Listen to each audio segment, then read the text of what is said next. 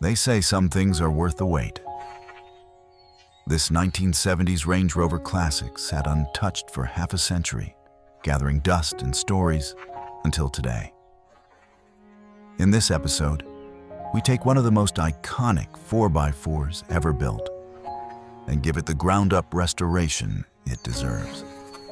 From a seized V8 and a rusted chassis to a showroom-quality masterpiece, witness the painstaking process of bringing a legend back to life.